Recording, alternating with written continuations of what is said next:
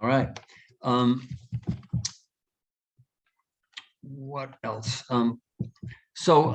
You'll notice that your name comes up if anybody doesn't like the name that they have or wants more of their name or wants to, call themselves Socrates or Attila the Hun or Athena or whatever. You can do that. Does anybody want hints on how to rename it, or does everybody know how to do that?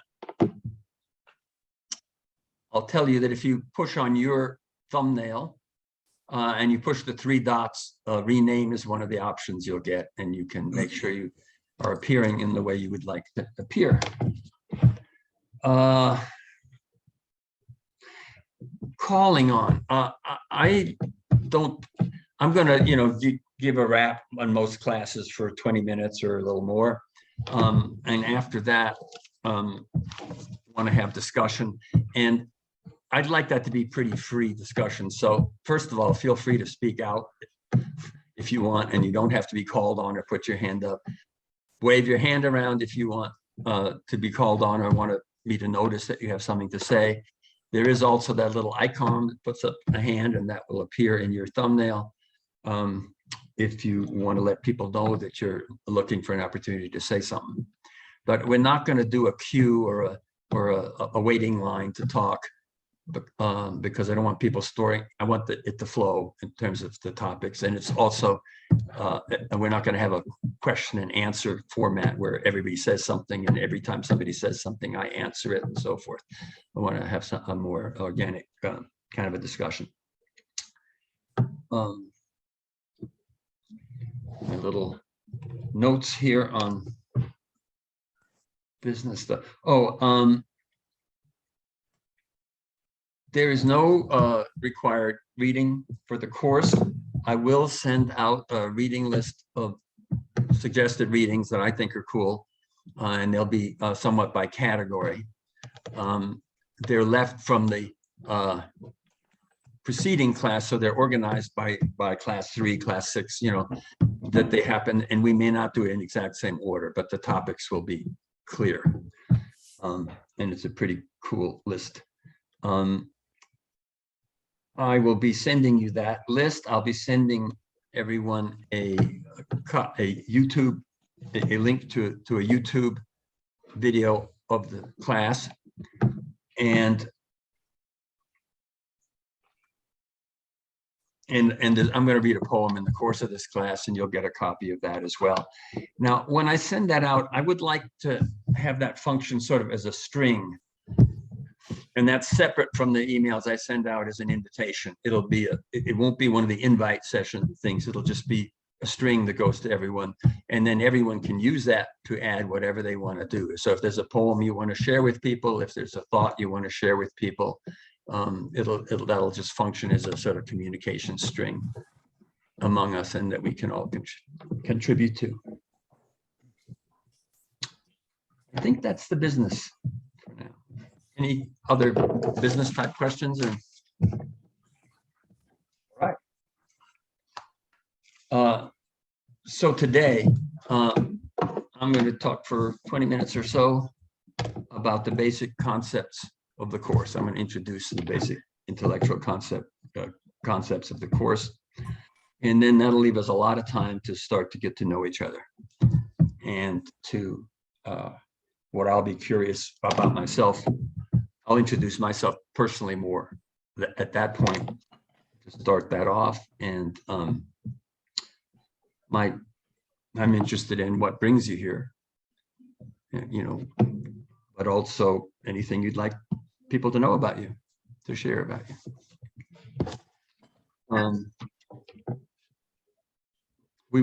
I was once I worked for mental health for years, and I was once at a meeting between 2 agencies, and we shared, and then some people came in late, and my buddy who was chairing the meeting said to them, "Oh, everybody has just shared, and everybody just shared one thing that they've never shared with anyone else before."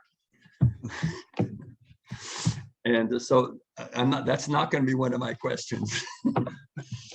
So, all right.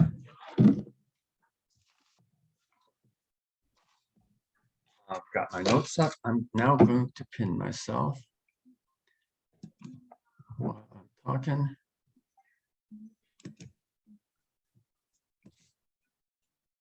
You know what? I think I'll just go to speaker. Okay.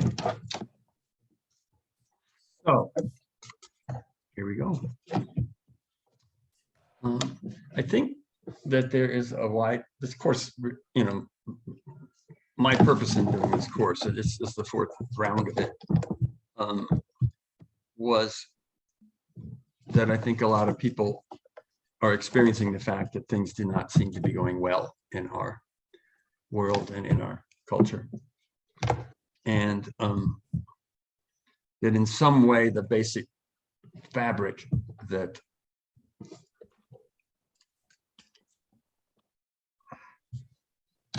holds us together with each other and with the planet, that fabric is torn on multiple levels and tattered and continuing to torn and tearing, and that we don't feel held in a belonging and in the things that hold us in place in our culture with each other and our species with the planet, that those ties are unraveling, and they're unraveling because of things that we as human beings and as in our present human culture have got wrong or doing wrong. Now that's Right, Bob, I've got a quick request. A couple people have their microphones on and I'm getting a lot of background clicking and tapping. If the people could turn their microphones off, either that or you're just tapping at your place, Bob, but I think it's for me, it's distracting. it could be me. Okay. Well, you know what? Everybody's microphone is off. I didn't do it, but me. Almost everyone's off. Maybe I'm tapping. Well, let's see what happens. And if everyone understands that you just need to press your space bar and your microphone will allow you to speak, you don't need to unmute yourself. Ah, good. So Sean, so far, have you understood what I said anyway, despite that, or? Well, you probably just muted. Perfect, Okay. perfect. So why don't you wave your hand? I may be making rocking noises that I'm not aware of, so let me know if I am. All right, so we are living at a time when some of the fabric that has held us, given us a home, and helped us feel connected with each other and with the planet is torn and threatened. And that is obviously potentially disheartening and overwhelming, and most of us have some level of feeling about that. And those feelings can be anything from anger to depression to anxiety to desperation to grief to hopelessness to depression to, yeah, we all have some ways in which I think this affects our emotional lives. So this class is really hoping to address the question of sort of morale, of how do we live not in denial and in clarity about what's happening and where we're at, but nevertheless find a way to live lives that are full of joy and gratitude and meaning and purpose. How do we live in a way where we're neither in denial, nor disheartened, nor depressed, nor in frantic anxiety, nor in desperate efforting? Now, all of those feelings are perfectly legitimate and need to be welcomed when they're happening, but none of them are ones that we want to be stuck in. Now, the basic core concept of the course is belonging, as is apparent from the title, belonging. And that's a concept we'll be talking about throughout the course and that we'll be fleshing out throughout the course. But the basic idea is that we are living in a time of disbelonging, in a time when our belonging is threatened and challenged, and when we have to figure out how to reclaim our belonging. And another major claim of the course is that despite the evidence to the contrary, evolution has left human beings with, that we've been granted by the evolutionary process, a powerful instinctual need and desire to belong. Now that's contrary to, there's a lot of evidence to the contrary, but fundamentally, I'm saying we have inherited the resources and the internal compass, an internal compass, all of us, that can guide us to our belonging. And the way I've summarized that, and I said this once in the other class and people latched onto it, so it became sort of a mantra. So by now these words are carefully chosen. So this is it. I believe that we have inherited a powerful need and desire to be an empowered, respected, and contributing member of a meaningful whole that is worthy of our allegiance and ultimately sacred. To be an empowered and respected and contributing member of a meaningful whole that is worthy of our allegiance and ultimately sacred. And I want to say that when we have that, we are healthy. And when we're denied that, we are sick, alienated, depressed, angry, dangerous. So I'm saying that we are, as a species and as a culture, in a crisis of belonging. How do we belong to fellow human beings as individuals, and how as a species do we belong on the planet? Now, again, we're going to be fleshing out this concept of belonging as we move along in different spheres, but you'll notice that belonging is not to lose or sacrifice ourselves to some imagined greater good. Belonging involves being fully ourselves, being empowered, contributing, and respected. And on the other side, belonging is not fighting for yourself at the expense of everybody and everything else. It's not something that's happens in opposition and despite the others. So belonging is both to be fully oneself, which is to say to fully, give me a second, I'm going to change something here in my picture so that I can see you all. There we go. So to be fully oneself and to fulfill all of the potentials that nature has gifted us, and to recognize our dependence on our dependence in our communion with the web of life that sustains us and that on which our existence unalterably depends. Which amounts to saying to be good citizens, belonging means to be good citizens of society and nature. Empowered and respectful citizens of society and nature. And that means overcoming a false opposition of individual versus society or humans versus nature, which is deeply built into the values and structures of our culture. And you might notice that particular opposition, individual versus society and humans versus the rest of nature, serves entrenched power. It serves entrenched power because it divides us from each other and from our own inner guidance. So the sickness of our time, then, I'm calling a crisis of belonging. and it involves a loss of our belonging to nature and each other, a loss of our belonging to nature and each other, and a loss of our access to our own internal inborn resources and capacity to belong. So in support of towards healing our disbelonging, this course tries to offers three things. The first is sort of a "you are here" map to see where we are in the human cultural, political, economic history. A map to orient ourselves, like in the 4 directions.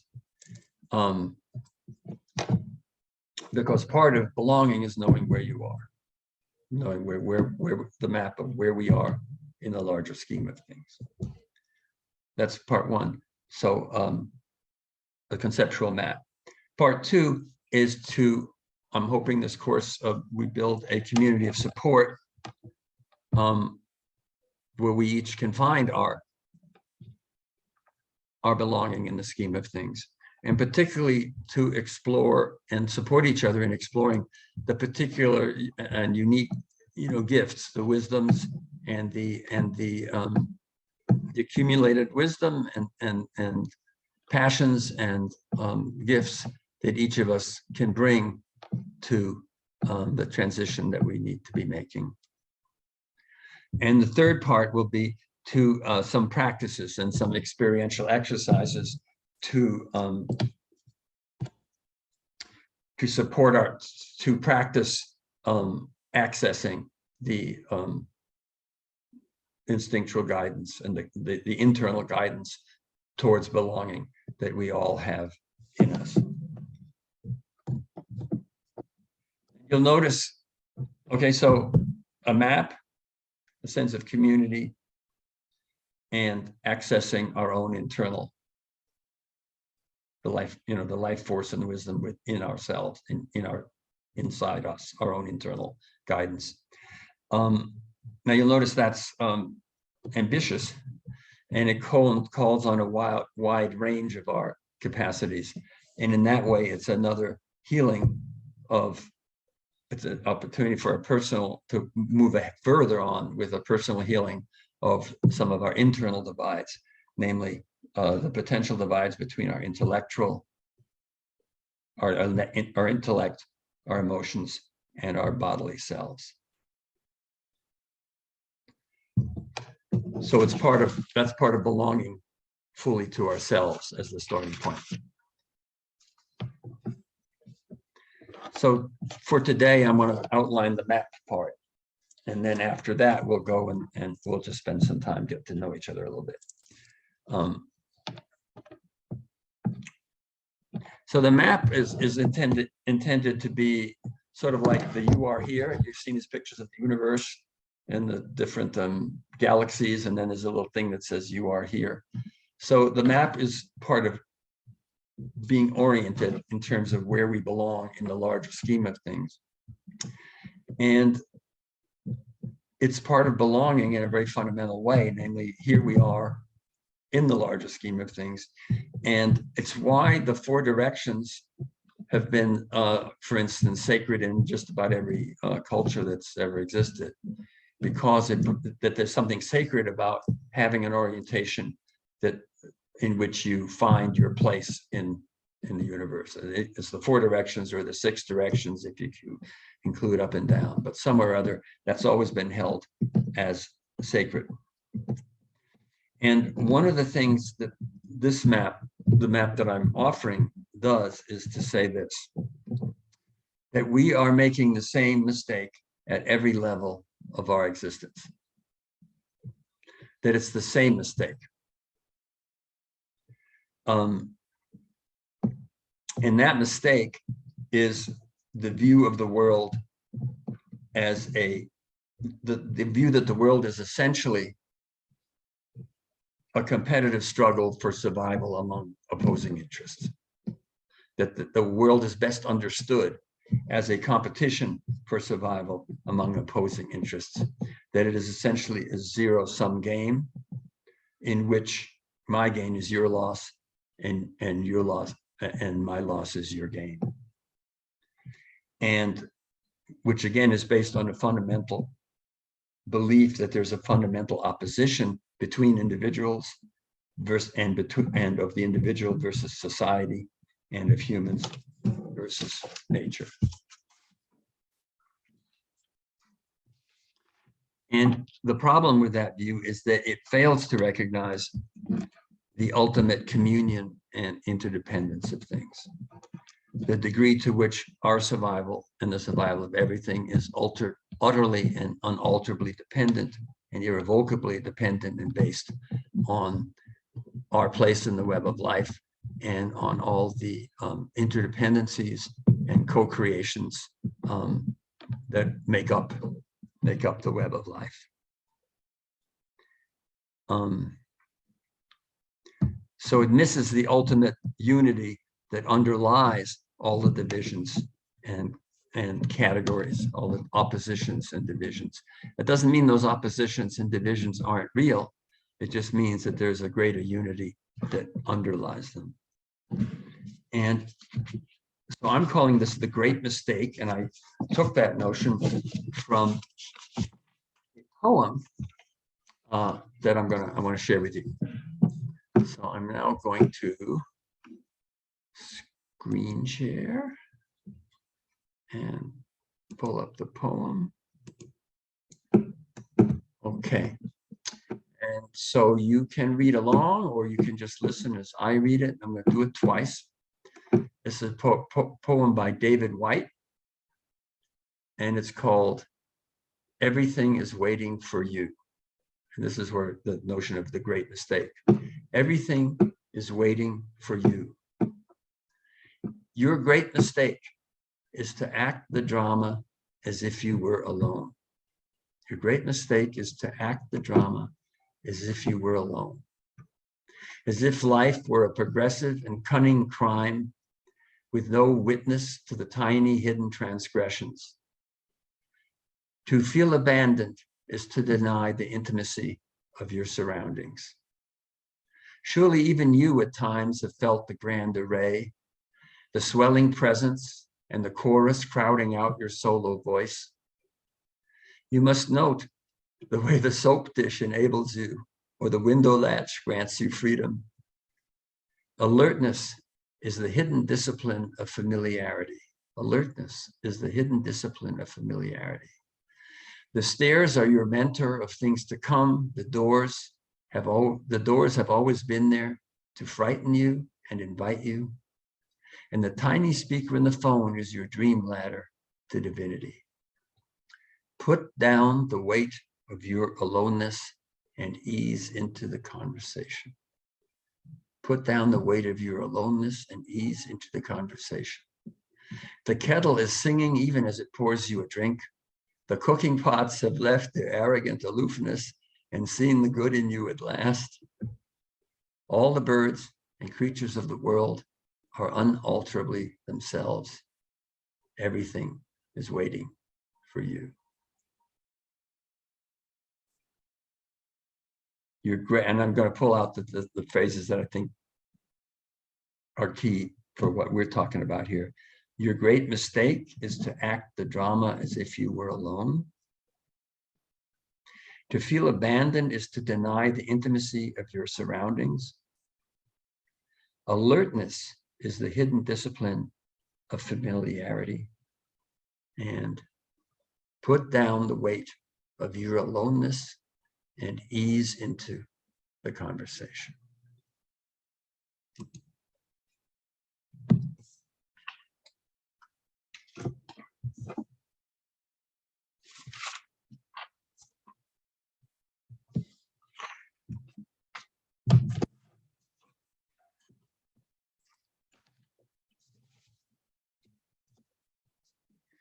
So I'm going to call it the great mistake. The great mistake that our culture and our species is making, and that's got us so in trouble.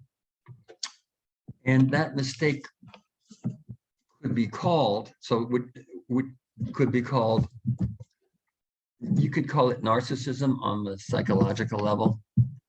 You could call it corporate capitalism or any other oppressive economic system on the economic level. You can call it patriarchy in terms of gender. You can call it imperialism in terms of nature. You can call it environmental exploitation in terms of nature. Environmental exploitation and destruction. You call it racism in terms of races, so forth. I'm choosing to call it narcissism just because, well, partly because I'm a therapist and because I'm going to start from the psychological. Narcissism, writ small or writ large, but I'm going to call it narcissism. And that is the failure to recognize the communion and interdependence of things on which our survival is utterly and unalterably dependent. Now, both competition and communion are real. It's not that competition is not real, but our culture celebrates our culture's celebration of competition and its neglect of communion is part of is hugely out of balance.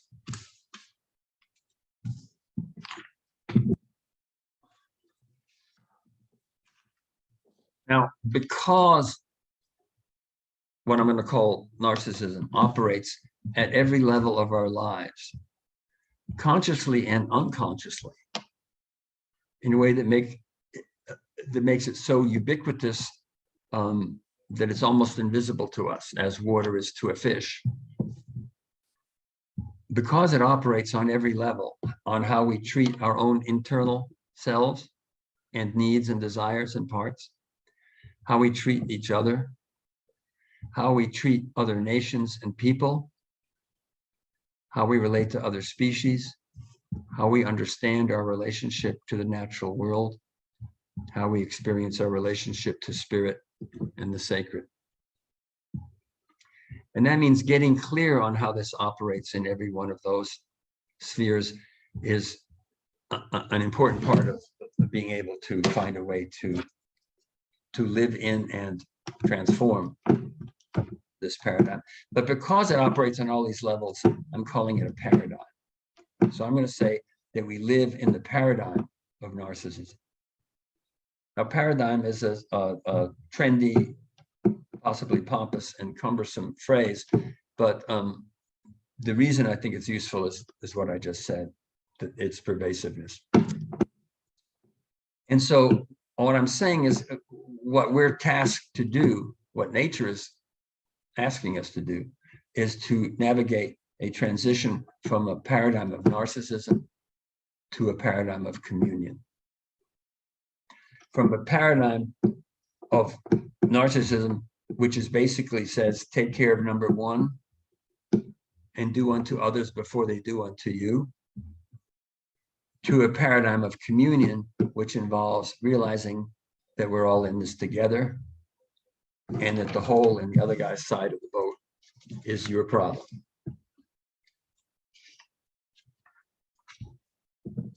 So the fundamental metaphors about life in the narcissistic system would be a contest, a competition, that life is a contest, a competition, a struggle for survival, that it's about power over, dominance over dominated, using and exploiting, owning, separateness, alone against, conflict, ultimately war. And the dominant metaphors for communion would be a conversation. So that's from that poem, right? Let down the weight and ease into the conversation. A conversation, a dialogue. So these are the communion metaphors. One talks about conversation, a dialogue, a chorus, a web, connection, interrelationship, mutual understanding, cooperation, interdependence, co-creation.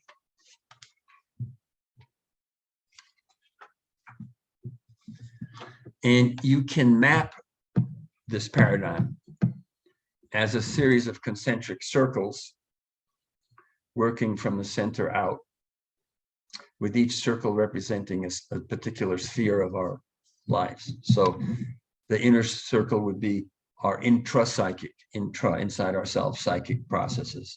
The next would be our interpsychic processes.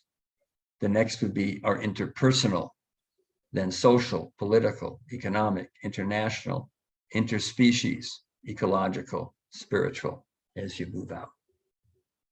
And we're going to organize the class around talking about each of those realms and talking about in each of those realms how we go about negotiating the transition from narcissism to communion in that realm.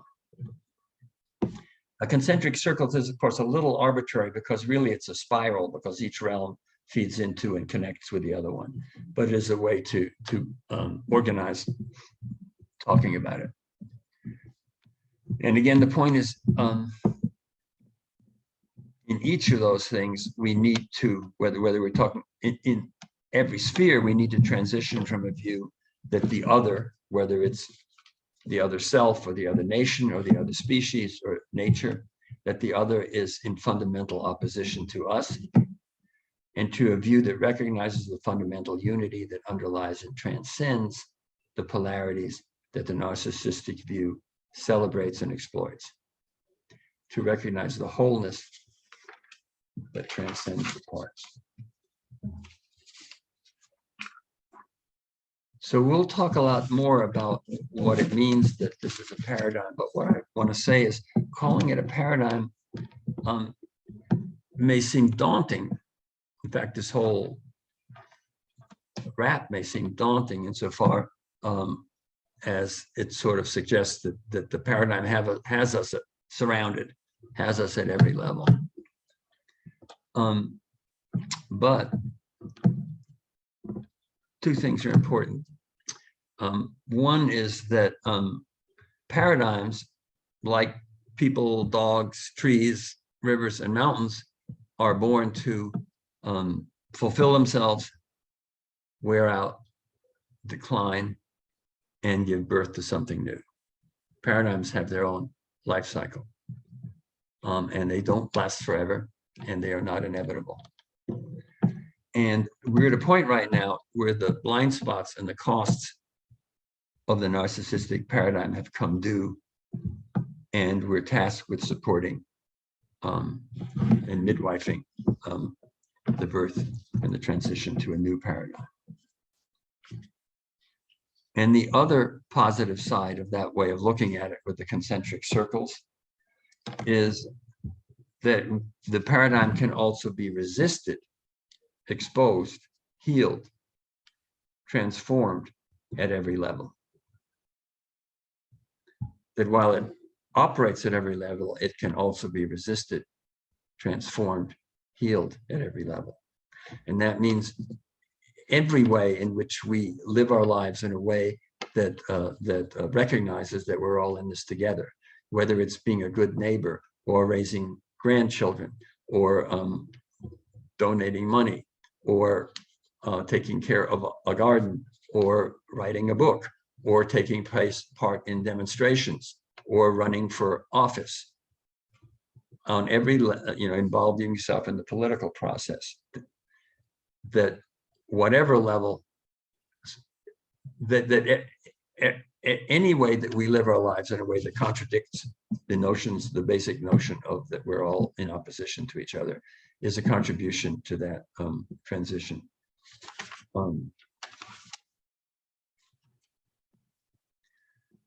And that takes me to, and that's part of goal number 3. Remember, a map. A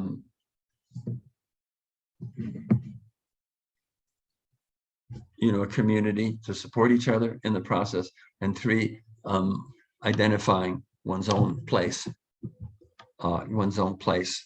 where each of us, where whatever gifts, talents, passions, insight, accumulated skills and wisdom each of us have to offer, and how can we bring that to and belong to and be part of a transition that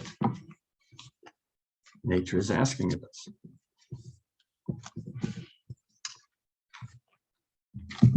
that's my wrap.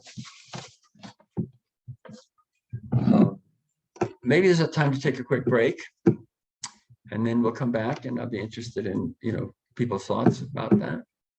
And then we'll shift to just introducing ourselves a little bit. Okay, let's make it 5 minutes. Then what?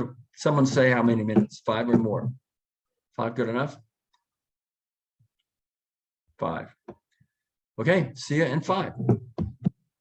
Bob, Yeah. your microphone is really, must be their very good or sensitive microphone, because we're picking up every time you touch something there.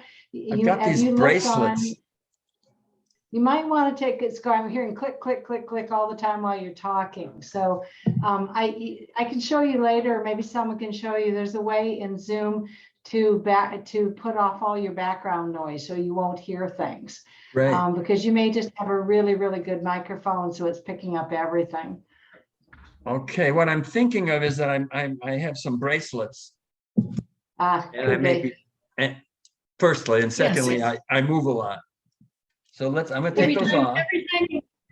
Every time you move that arm, we get a bump, bump, bump, Oh bump. my gosh. Well, thank you for letting me know. That's it. I have a watch too. Well, Bob, if you eventually go into your, where it says stop video, you can go into your audio settings, and there's actually an automatic adjust your microphone, which is high and will suppress all background noise too. So later on, you might want to double check that since you have such a good microphone. If you're willing to hang on after class, you can coach me on that. Is that all right? Sure, not a problem. And it may just be your bracelet. She's just, an active person, so that's good. We'll watch you dance later. Okay, see you in a bit. I thought it was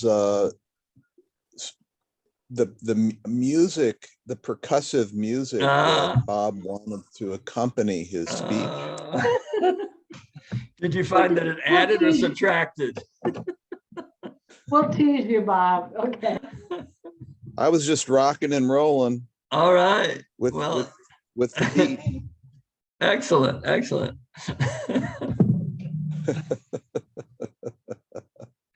I will return in about 5. I guess I'll stop my video at that.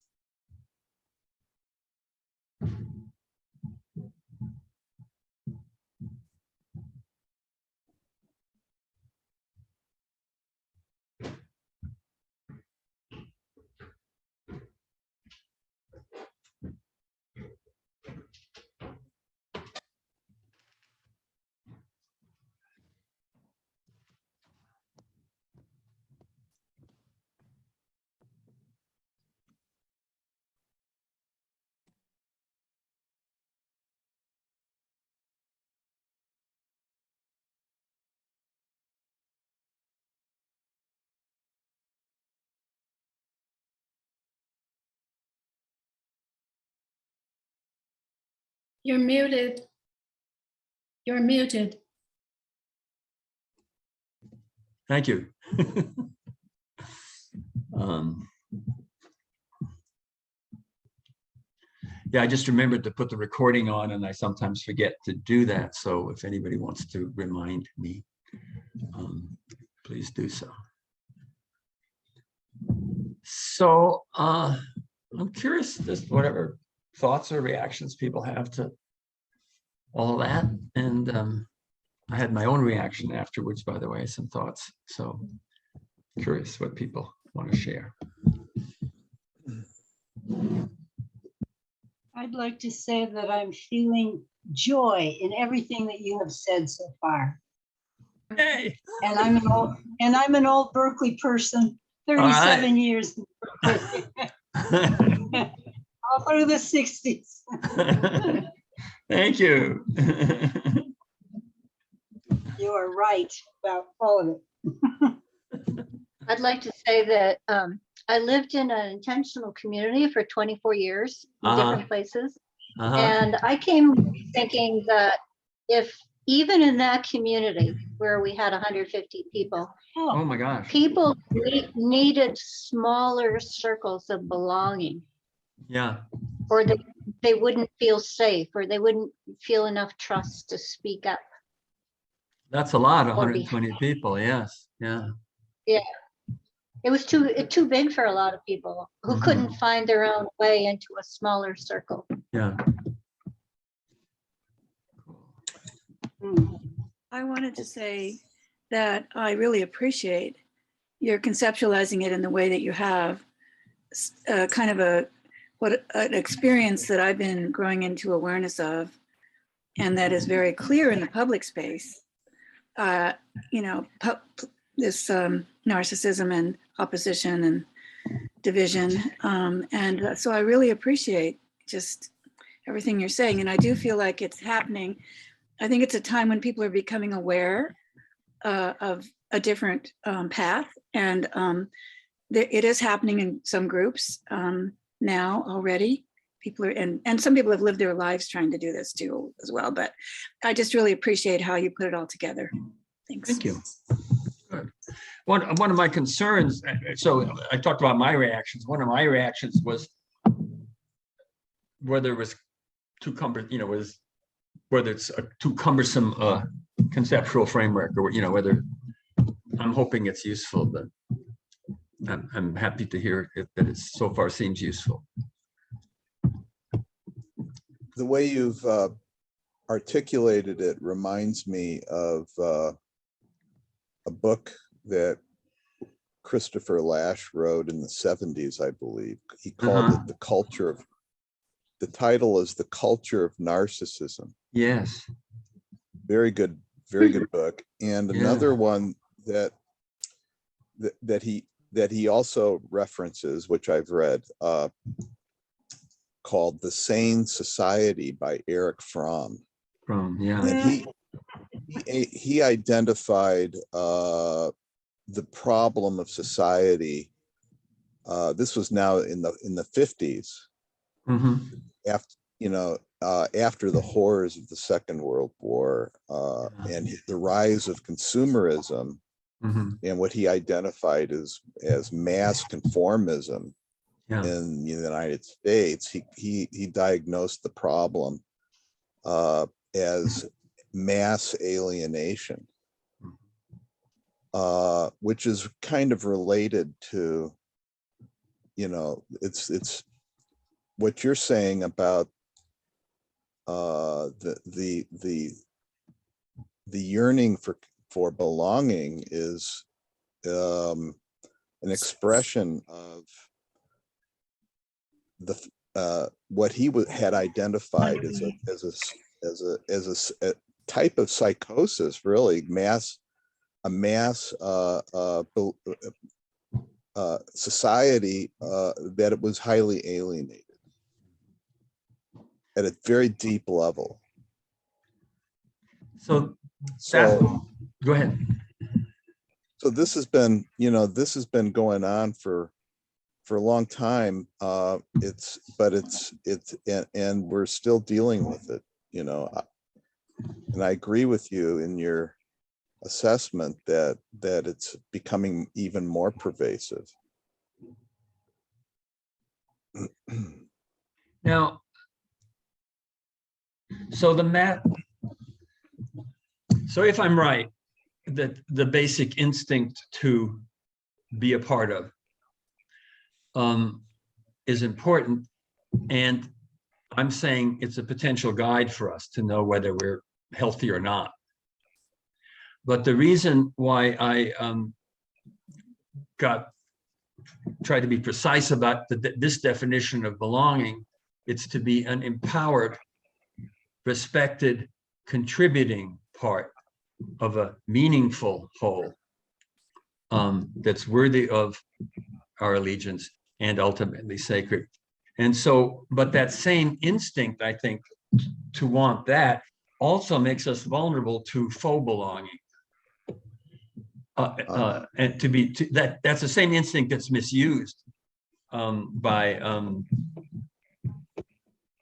trying to find a general term for Trumpism, but I'm too lazy to do that. So things like the Trump cult, they use that the narcissistic view is what you're offered is a false belonging, which is to say you can bask in the glory of the great leader, but that belonging is neither empowered. You're not empowered in that belonging because the dues to that club is that you have to agree he lost the election. And if you don't agree that he lost the election, you're out of the club. And you just look at his fallen closest allies. I mean, even the poor attorney general couldn't be loyal enough. Even Pence couldn't be loyal enough. So it's not an empowered belonging. It's a false belonging. It's a false empowerment. But I think it uses what is fundamentally a pro-social instinct and misuses it. What were the other two parts? So one is you're not really empowered, and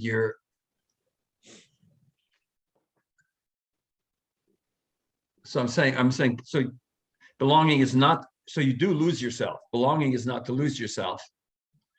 And belonging is also not to aggrandize yourself at the expense of others. So so that's a whole other piece we can talk about, where I'm saying these instincts are something positive to build on, and they're also a vulnerability that some people know very well how to misuse. And I guess the greatest expert on that ever was Goebbels, So. But I think So let me just say one more thought on this.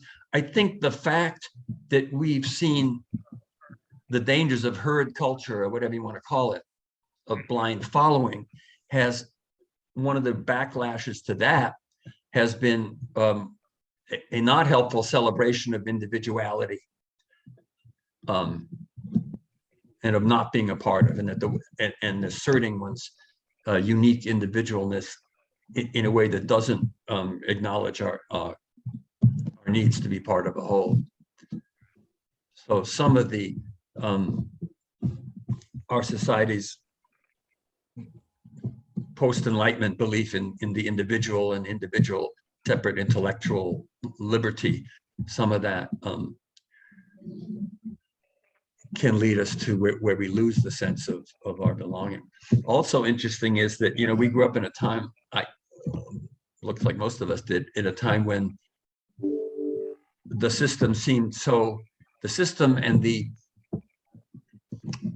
shared reality were so dominant that we couldn't even imagine.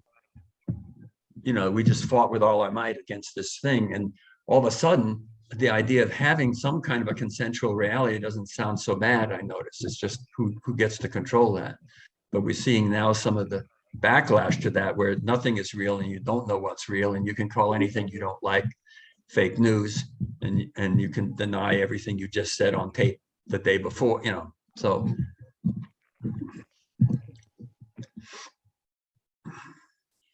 So I wanted to point out too that John O'Donohue, who is a poet and an associate of David White, he wrote a book on belonging several years ago. I read it. I I have to look it up again, but he wrote a book on belonging. Ah, I didn't know that. Cool.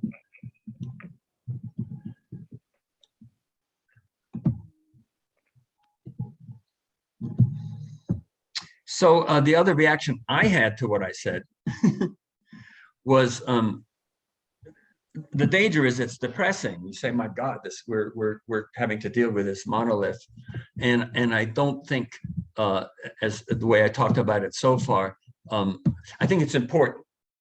I think that is the context we live in, and it's important to identify it, understand it, see it where it is, so that we can dismantle it where we need to. But the fact is, of course, that are powerful countercultural movements that have been gradually being birthed within this paradigm. That's how paradigms work. That sorry here. I thought I had a system for this not happening, but I don't. Come on. Ah. I forgot where I was. Someone help me? You said systems happening. Oh, that part of what happens is that it's within a paradigm that the new paradigm gets birthed. And it gets birthed gradually over time, and it gets birthed in response to the failings of the existing dominant paradigm. So all of what I said would be a very bleak and unbalanced picture if you were going to describe. If I had to describe to someone what's happening in America, I would also have to include all of the progressive and wonderful changes and that are happening and that are building and that are growing. So that was kind of left out of how I've been talking about it. So I just want that was one of my reactions to what I said.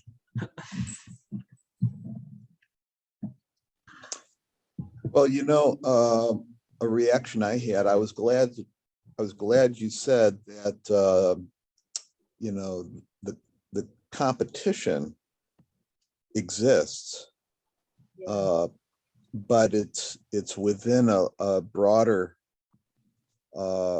structure of reality, which is, and of nature, which is cooperation and unity, right?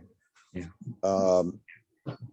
And to me, you look at nature and you see lots of competition and lots of cooperation. And it is this ensemble of interactions among organisms that kind of balances these forces of competition and cooperation in such a way that there is essentially an order and an equilibrium. And so human society has been kind of like that, where there have been periods of great eruptions of violence interspersed with periods of harmony and peace, and human culture and even within societies, there is lots of tragedy and violence, and yet there's also order, and you know, so it's anyway, within all of this internal churn and tension and peace and all of that, there is a need for community. And so I'm looking forward to the class. That's my way of saying thank you for organizing this. And Thanks. we need some kind of a way to make sense of where we are today in the midst of so you know, COVID, the war in Ukraine, the plight of the planet, extinction. You know, we are being buffeted by so many forces. Yeah.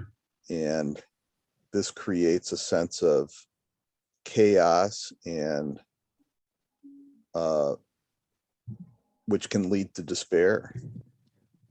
So that's why I'm hoping. Yeah, that's why I'm hoping that a structure that provides some orientation can help us rather than feeling buffered, you know, that we can say, you know, this is the same thing. And what we need to do to resist it maybe is the same thing.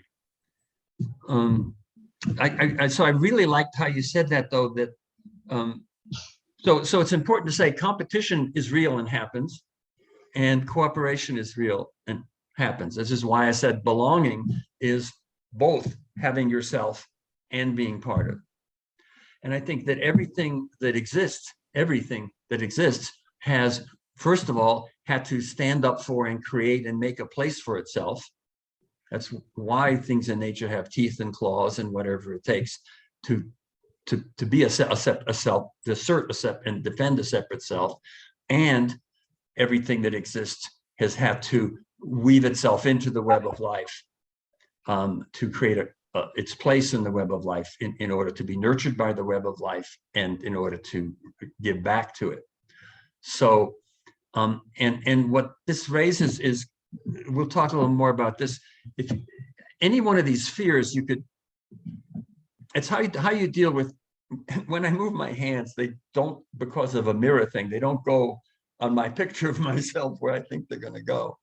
So that's funny.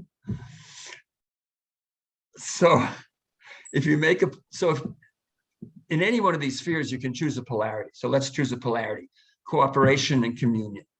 I mean, competition and communion. So each of those has its truth.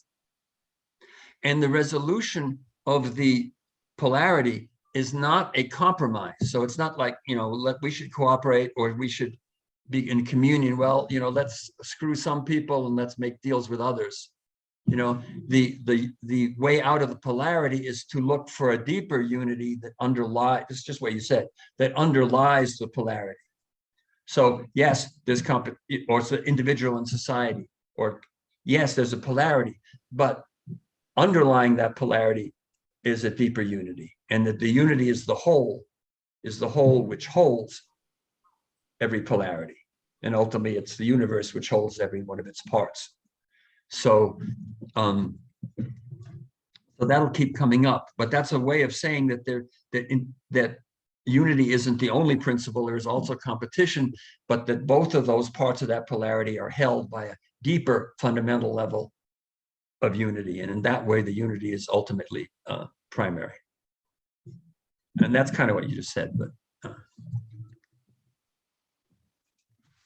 Well, if we want to discuss, or should we switch to introducing ourselves a little bit? Okay. All right. So I'll just repeat my concerns about what I just said was, is it too cumbersome? I feel like I'm getting feedback, it's okay. And the other one is it too depressing because it doesn't emphasize all of the wonderful and exciting stuff that's being birthed within our culture and our society, and that gives us reason for hope and community. All right. So, Well, I got some. Yeah. Can I just say something? Absolutely. I learned when I was hiking up in the mountains Yeah. one time that the universe is ultimately benign, but it doesn't care if you live or die. Okay, I like that. Because it loves compost as much as it loves frogs, you know, croak in spring. And so to me, one of the unities is a universe that is totally creative, but is not humanly moral, or it doesn't care about hope. It just keeps creating. Does that Beautiful. make sense? It's beautiful. Okay. Yes. I like that. That's why it's great to go hiking in the woods. You get these, whoa. Yeah. Well, a storm was coming and I knew it. I better get. You were trying to make yourself feel better about the storm, right? It actually spoke to me and said, you better move now. Yeah. So that was the benign aspect of, Yeah. you know. So, I mean, another way of putting that is that we live in a world that is glorious and that's destructive. It's both.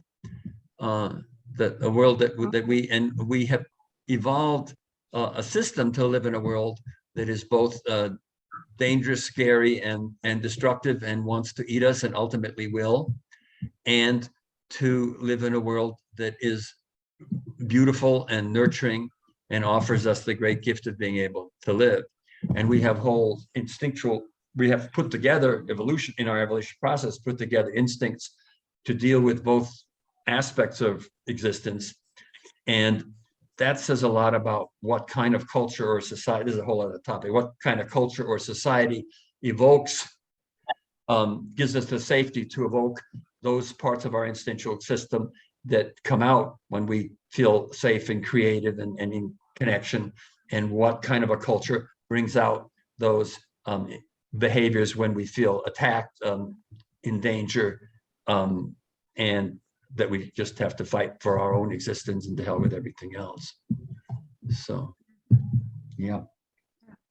So that thing of how do you hold, I'm not crazy about the word hope, but I'll use it for now. How do you hold faith? How do you hold faith in the whole damn thing? And in your immersion in the whole damn thing, how do you hold that faith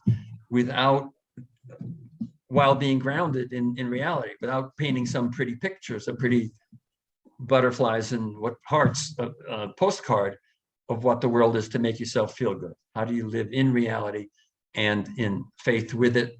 And yeah, blah, blah. All right, introductions. I'm gonna start.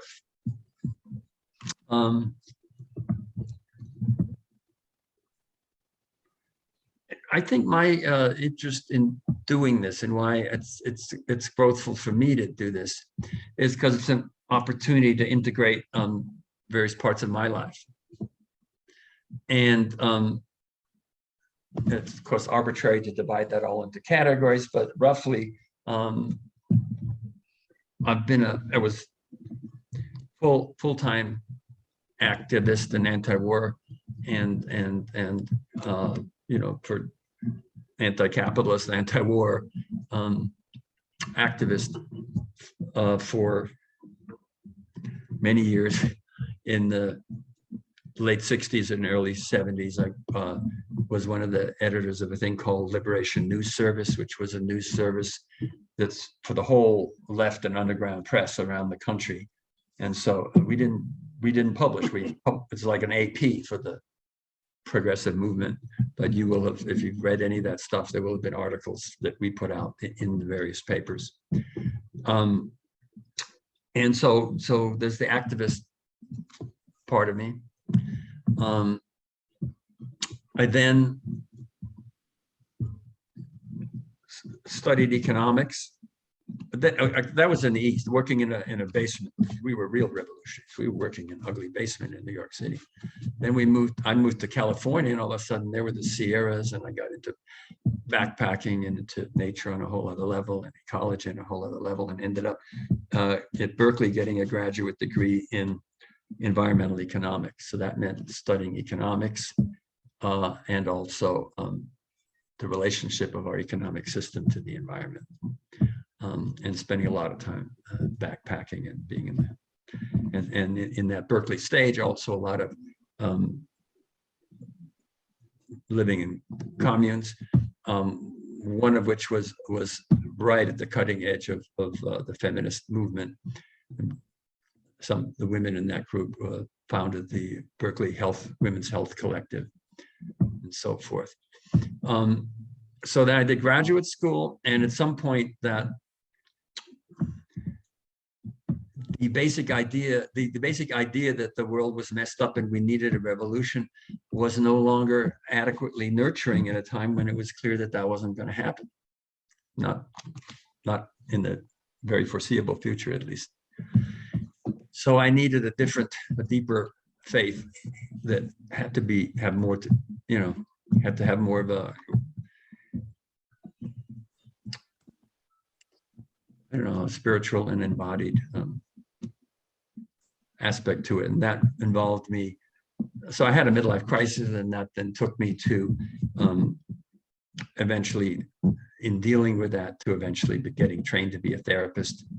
And then I worked for 20 years or more as a therapist, of which about 20 years was with Jackson County Mental Health here. Moved here, raised a son here. I have a fantastic wife, and we're 30 years together that I'm profoundly in love with, except when she's a pain in the ass, and then I'm still in love with her. And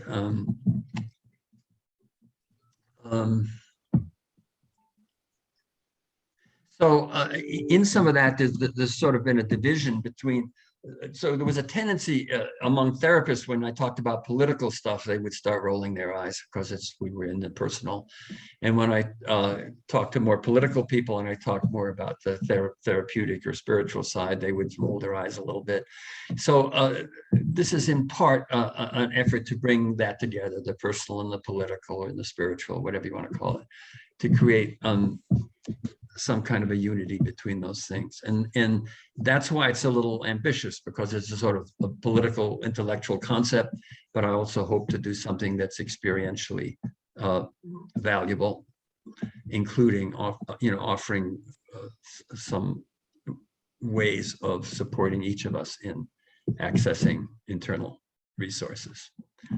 So there's a kind of bringing together stuff, because while I was the teacher part of me and the political part of me was didn't really have a place in 20 years of very much of working with individuals or families in isolated rooms, although that was valuable and important experience for me. So this is part of trying to integrate the various things that I've had the opportunity to experience and be offered in my years on the planet. I think I'm done.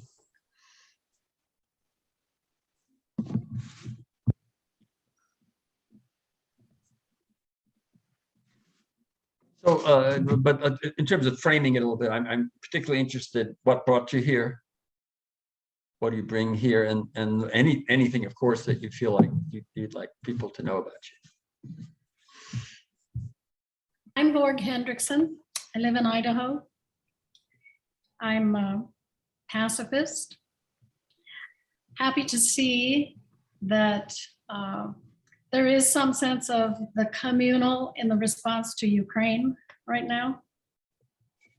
Something I thought might not be possible.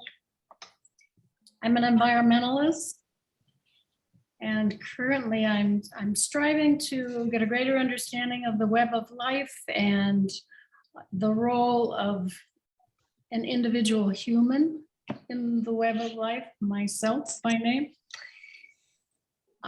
Having faith in humans' ability to acknowledge and deal with universal problems is getting shakier and shakier all the time.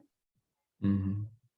And somehow this class speaks to me on those levels and is the reason I'm here. You're in Idaho. Oh, that, Can you turn your camera towards what's outside your window? Is there anything that we want to see, or? Well, I have an arc of 25 evergreens right here outside my windows, but I have a large screen computer, and turning it is a bit of a problem. Okay. How did you hear about this, about Ollie here? I lived in Ashland for about 3 months in 2016, 17, and discovered all e-courses. And when the pandemic happened, I said to myself, gee, do you suppose they're online? Because I loved them while I was there. Yeah. So I looked and voila, yes, they were online. So here I am. Well, welcome. I'm excited you did that. Thank you. Does this class go to 2:30 or 3? I got mixed up on my schedule a little bit, so. You know, it goes to 2:30. I'm not a great timekeeper. So if people can, if it works for people to stay, we can do a little more, or we can just pick up where we left off with this process next time. How do we get a vote quick? Is anyone who feels that they need to leave? Okay, well, maybe we should wait then. Yeah, okay. So sorry to not have done a better timekeeping job here.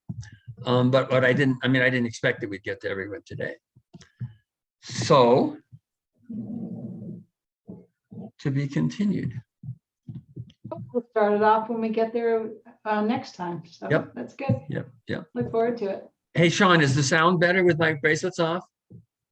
Yeah, it's better, but you're still doing the clicking. I'll show you what to do on, but it's about 80% better than what it was, but I can still hear the other stuff. So you Okay. just got too good a microphone. I'll show you how to adapt it. Can you do that now, or are you needing to do something else? Wait, no, go ahead. After everybody leaves, I'll show you how to do it. So. Okay. All right. Well, thank you, and nice getting to meet you guys. And you'll be getting a video of this and a reading list, list of books that might interest you, and a copy of the David White poem.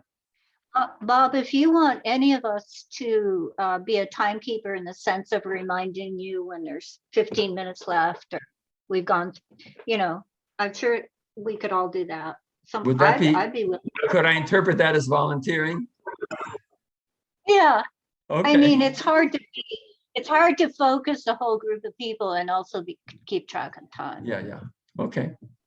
Well, whoever wants to help with that can, but if you want to take that on as something to be particularly aware of for you, that you're willing to be particularly aware of, that'd be great.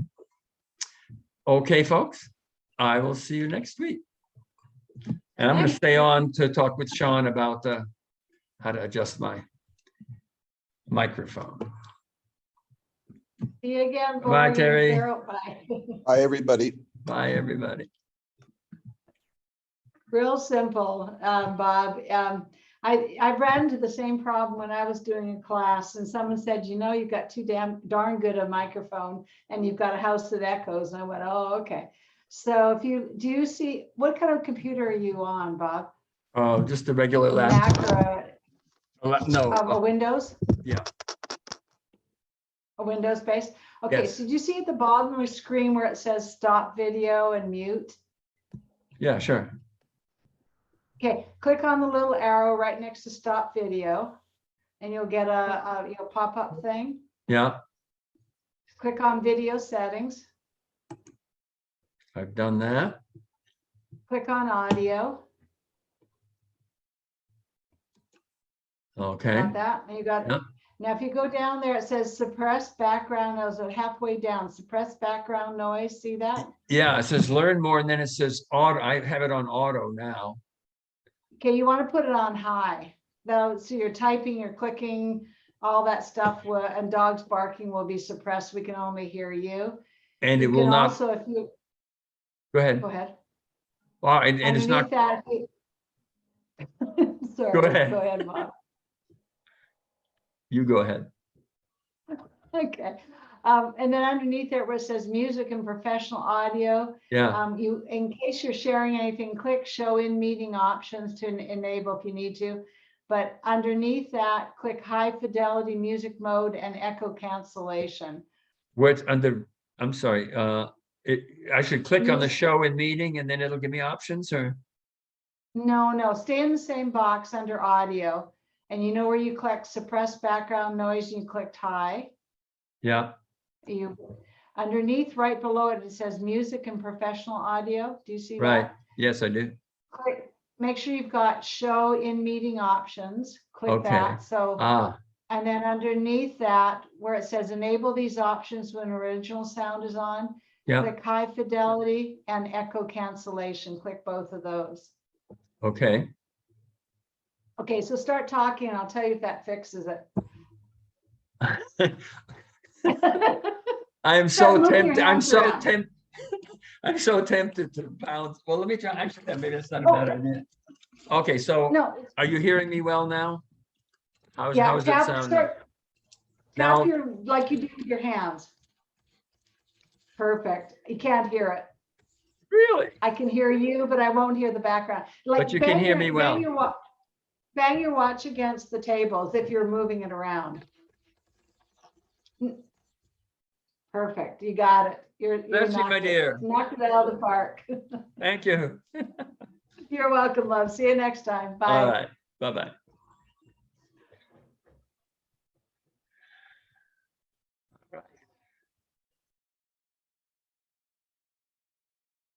Okay, I'm about to end the meeting. Roberta, are you there? And if you want to share or? Okay.